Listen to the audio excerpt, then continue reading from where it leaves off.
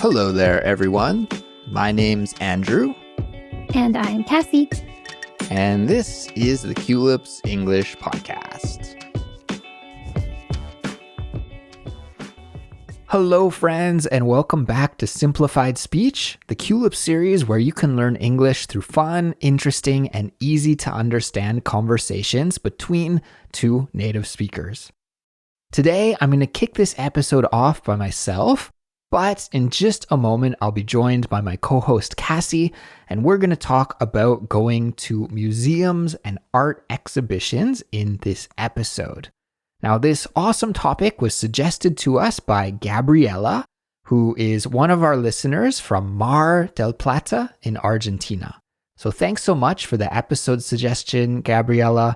And guys, if you're like me and you've never been to Argentina before, then do yourself a favor and Google the name of the city where Gabriela lives, Mar del Plata, because it looks like just this beautiful beachside city.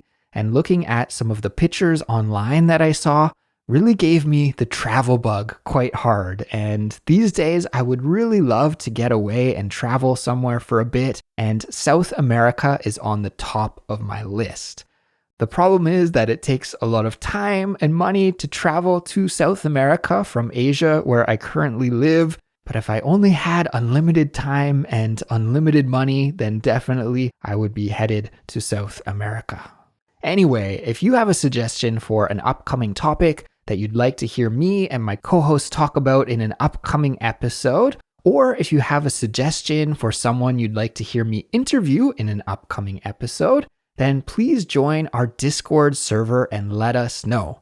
Our Discord server is the best way for you to communicate with us and the whole Culips community, really. It's also a fantastic way to practice your English output and actually produce English through leaving comments, which is writing practice, or through voice messages and voice chat rooms, which gives you some speaking practice. Of course, you can do all of this for free.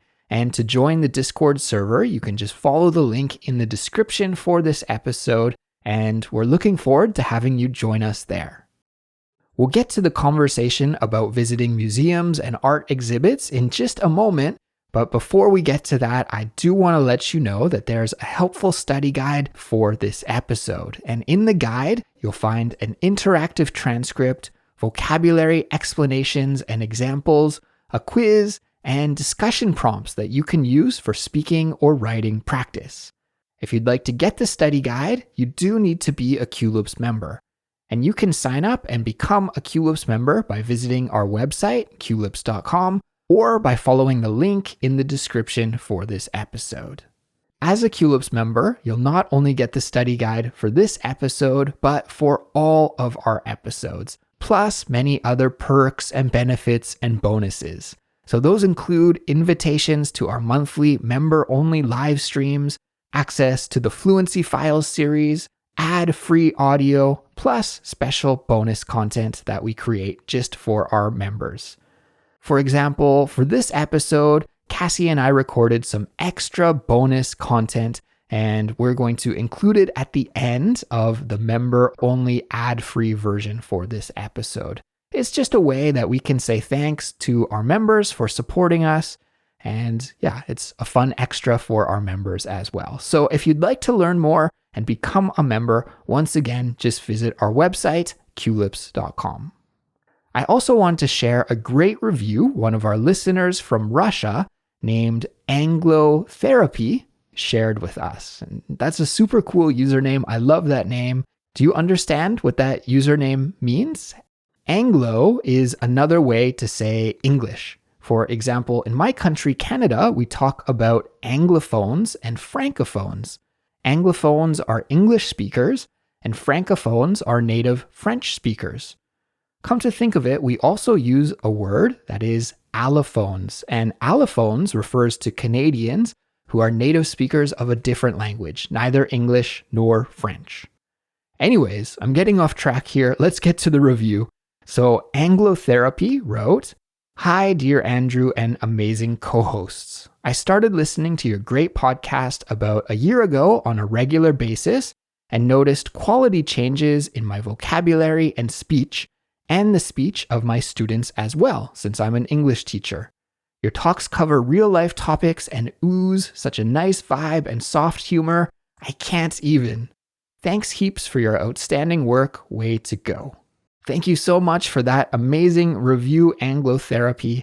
And your English sounds great. I really love how you used that expression, I can't even.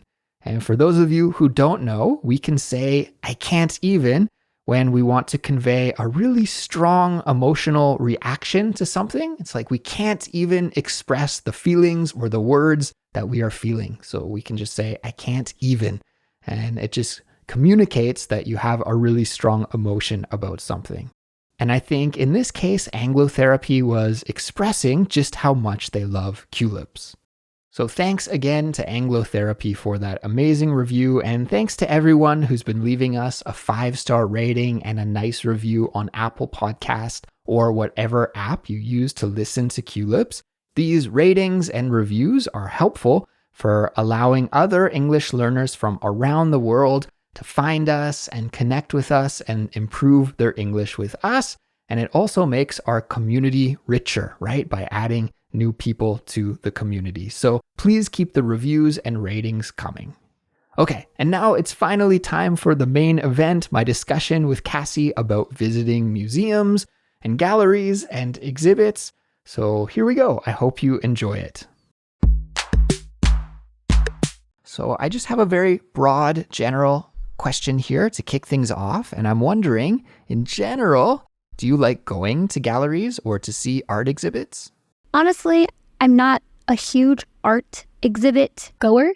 Is that a phrase? I think so. But I do enjoy going to special museum exhibits or things related to pop culture. For example, I love going to the Studio Ghibli exhibits. I think his animation style is just so beautiful, and the way that he makes wind move inside his movies is spectacular. So I've been to his exhibit, or Studio Ghibli's exhibit, in Korea and Thailand already.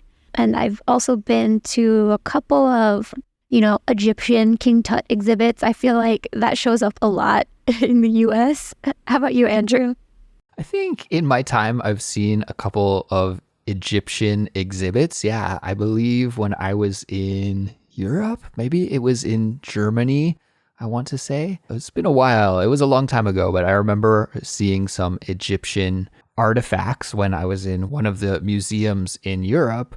But Kassy, in a more general sense, I like doing both of the things that I asked you about. I like going to art galleries, and I also like going to museums or to see exhibits. I think it's a fun way to have an experience that's a little bit different, and I always find them really inspiring. Even just the buildings, in my opinion, are kind of inspiring. Like galleries are always really minimal and sleek and very focused on the art. And often the building itself is a work of art, right? A lot of galleries are very amazing pieces of architecture. And the same goes for museums as well. I love being in a museum. They kind of have that feeling of history. And you can't forget the gift store at the end. I always love the gift store as well, checking it out. Yes, getting a cool postcard. I love those little postcards with little replicas of the art on them. Yeah, totally. You got to buy a little piece of memorabilia, I suppose. Kassy, you said you don't like going to art galleries or art exhibits as much. Is there any particular reason for that? I didn't take a lot of traditional art classes in high school or university, so I don't think I'm very knowledgeable.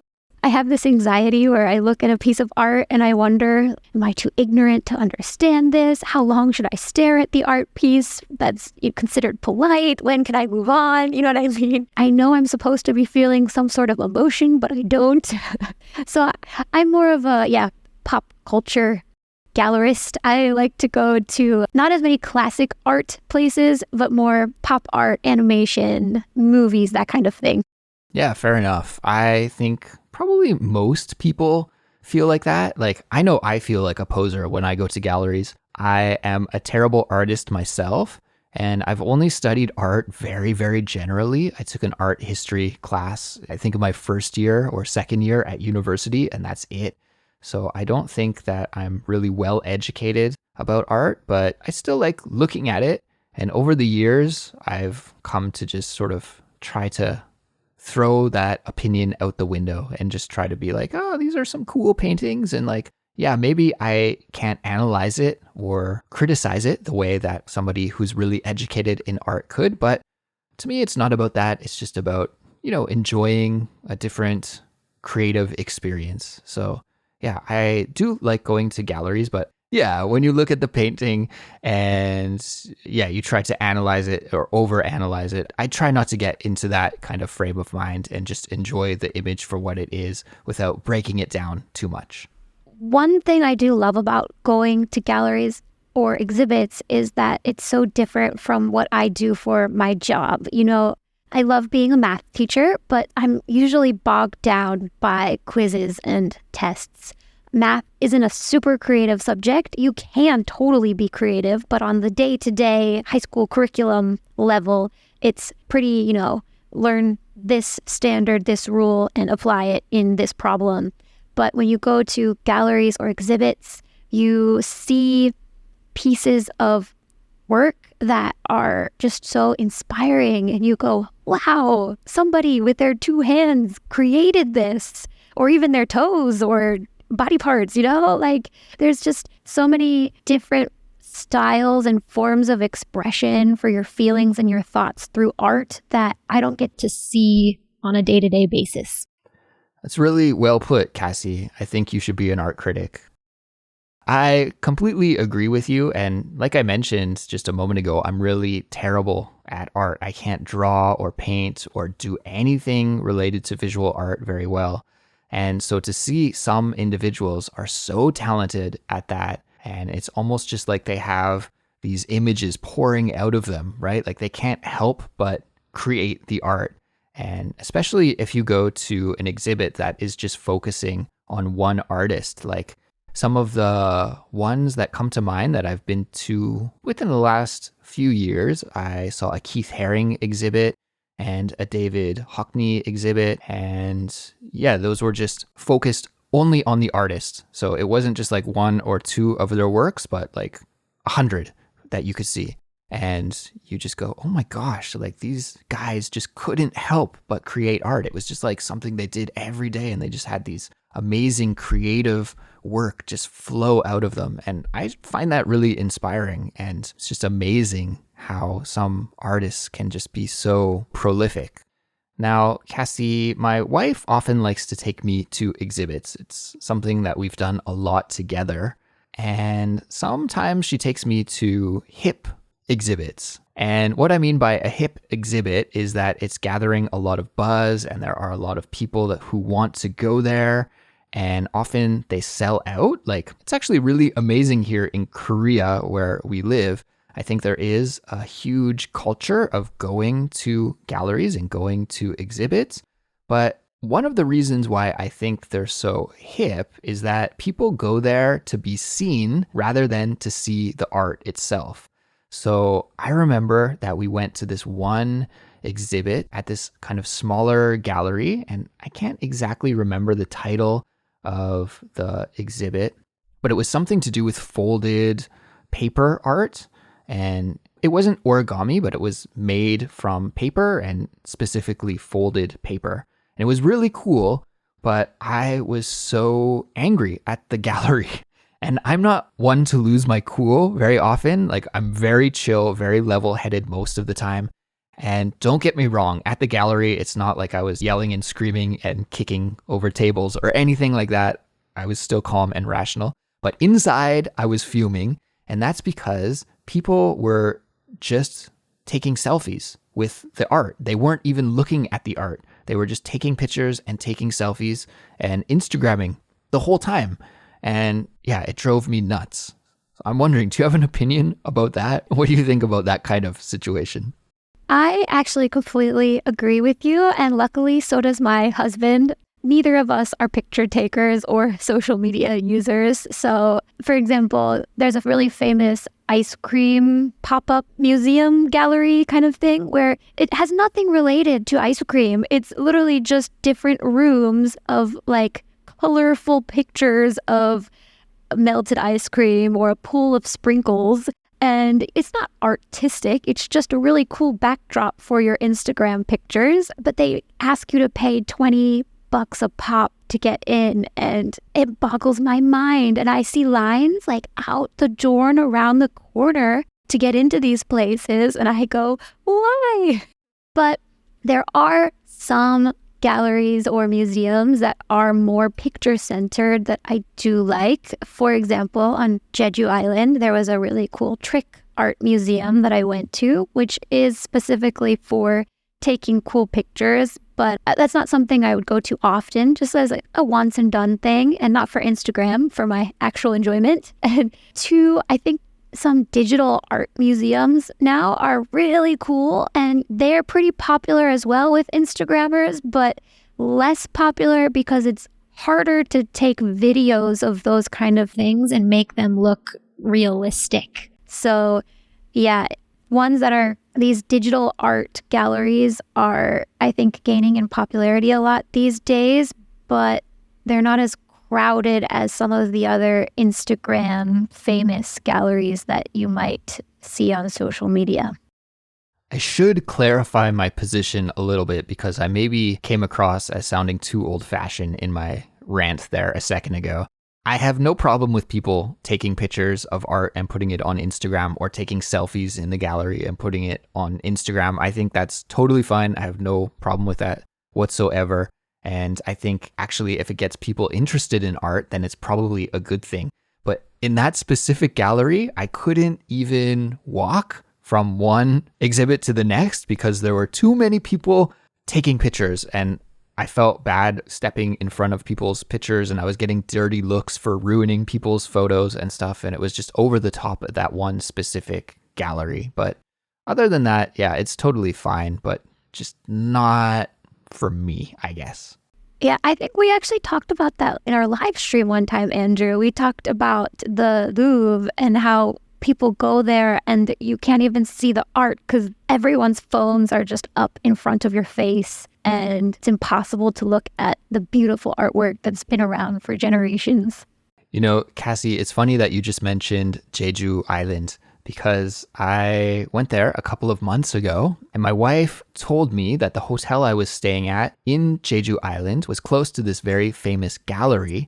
And the funny thing was, she told me that I should go to the gallery and take a selfie outside of the gallery because it's popular on Instagram. So instead of recommending going into the gallery to see the art, she just said, oh yeah, take a selfie with the exterior of that building because it's really hip and popular these days. So I thought that was kind of ironic. But yeah, I guess at the end of the day, if it brings people into the world of art and gets them interested in attending galleries and checking out different creative works, I think, yeah, that's got to be a good thing.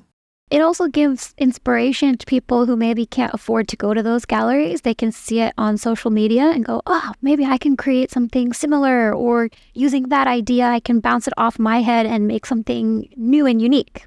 Another kind of similar rant is at concerts. You know, when people film with their phone at concerts instead of just enjoying the music, I think, yeah, many people in my generation and older, we all have this similar rant.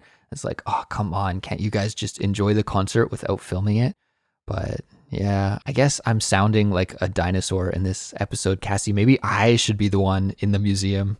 I'm sure our listeners would go see you in there. Kassy, here's a question for you. If you could be a curator, if you could curate your own art exhibit, what kind of theme or what kind of artist's works would you like to display? That's a good question. I know I said that I like galleries because they're not related to math. However, I think I would love to see a gallery that was inspired by math, like related to art or music, or maybe a gallery for lost women in history. Because, you know, in the past, there were so many women that contributed to math and science that were kind of overlooked or shadowed by a male figure back in the day. That would be really cool to see a gallery of that and go through it. That is an awesome answer. Wow. Yeah, I think that would be fantastic. An exhibit about math or the women behind math and science who haven't been properly recognized in history. That is so cool. Yeah, I love that.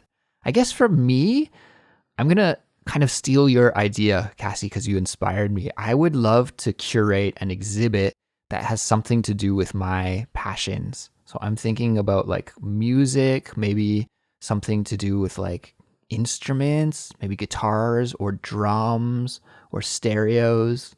Or maybe bikes. I'm interested in bikes. And I kind of saw an exhibit when I was in Scotland about the history of the bicycle. And it wasn't a huge exhibit, but I believe it was in Glasgow at maybe the Glasgow Museum.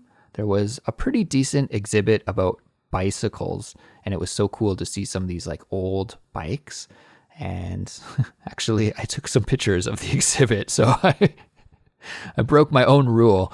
But yeah, something to do with my passions, like about music or maybe bikes. That could be cool. I think I would curate that. It could be maybe part museum exhibit with like real examples of vintage instruments and bikes, and then part art. So artwork that features bicycles or musical instruments, something like that. That is what I would curate, I think. That would be cool for an interactive part too, where you could maybe try to make some music with bike parts or something. I don't know. It just popped into my head. Yeah, you could like put a drumstick on the bike wheel, and then when you pedal, the wheel thumps the drum, something like that. Kassy, final question here for you before we wrap up the regular part of this episode, and we will keep it going for a little bit longer for our members, but for just everyone here before we go to the members only content, one final question, and that is, in movies, you often see these kinds of people who are very inspired and want to be artists in the future. And maybe they're like going to art school or something. And these kinds of people go to art galleries and they sit with their sketchbook and they try and copy the art. Have you ever seen someone do that in real life? I've seen it so often on TV and in the movies, but I don't think I've ever seen somebody do that in real life. Have you? Have you ever been to New York, Andrew? Yeah, I've been to New York. Okay. Well, I've been to New York quite a few times, and every time I go, I see art students in the museums with their sketchbooks. I think it's part of an assignment for their classes. So yes, I have, in fact, seen it in action. Okay, that's cool. So it's not just something that people do in the movies, but they do it in real life as well. Maybe it's a New York thing. Maybe that's where it comes from. Yeah, maybe or more in the States. I'm not sure. But yeah, they're usually around early 20s. So college student age are the people I see the most doing their sketches. Huh. Okay. Well, next time I go to New York, I'm going to have to pay attention. And I think when I was in New York, I believe I went to the MoMA. Is the MoMA in New York? Yep. Yeah, I went there, but I didn't see anybody do that. And I also went to, what is the famous like natural history museum in New York City? Yeah, I think that's what it's called, isn't it? Is it New York Natural History Museum? The one where you can see like all of the dioramas of animals and stuff. That one was awesome as well. Yeah, good memories from visiting New York and checking those out.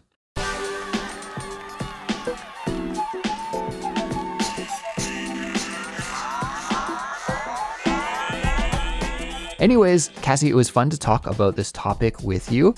And I think we will end this episode now for our regular version, but for our ad-free members only version, we're going to keep our conversation going just a little bit longer. So if you are a member, please make sure that you are listening to us by logging into your Culips account and listening to the ad-free version that you can find on the dashboard so that you don't miss any of your bonus content.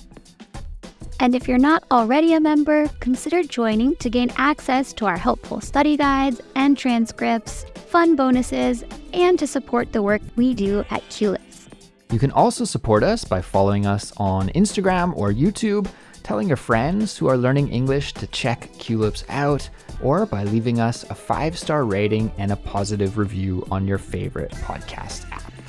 We'll be back soon with another new episode, and we'll talk to you all then. Bye. See ya.